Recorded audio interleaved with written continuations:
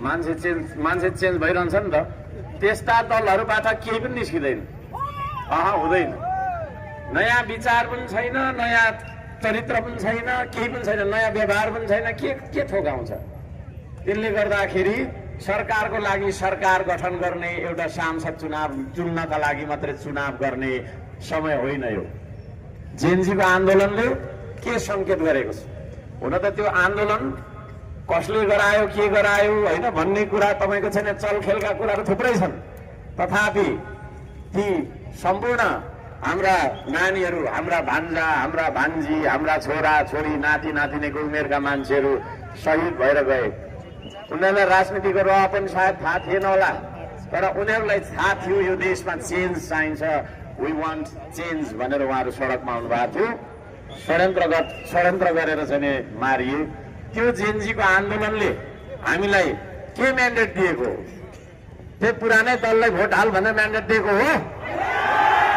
सारा नेपाली समाजलाई म सोध्न चाहन्छु, त्यही पुरानै तिनै तपाईँको छैन होइन, तिनै जेनजीको आन्दोलन हुनुपर्ने बाध्यता आउने है, यो देशमा गरी खान सक्ने वातावरण नबनाउने, भ्रष्टाचारमाथि भ्रष्टाचार, विभिन्न खालका छैन अन्याय र अत्याचारहरू मात्रै गरिराखेर हाम्रा सिंहदरबारलाई पनि पार्टी कार्यालय जस्तो बनाउने पुराना दलहरूलाई नै भोट हाल भनेर चाहिँ तपाईँको जेनजीहरूले आन्दोलन गरे हो।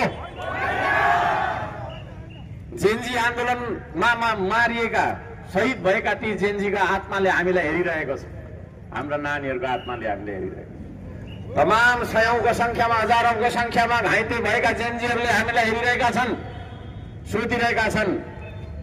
त्यसो भएको कारणले गर्दाखेरि आदरणीय दाजुभाइ दिदीबहिनीहरू, पुराना दलतिर हामीले भोट हाल्नु हुँदैन। यसपालि पाप लाग्छ।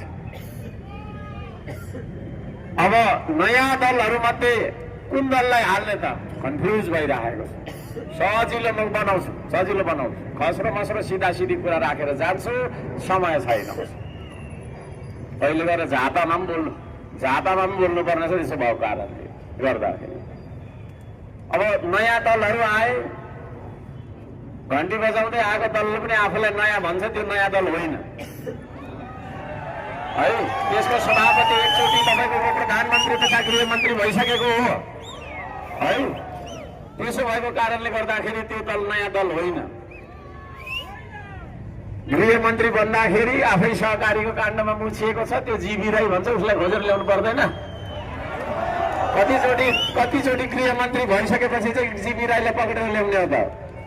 जीवी राईलाई पनि बदनाम मात्रै गरिएको जस्तो लाग्छ है। कहाँ गयो जीवी राई? को जीवी राई?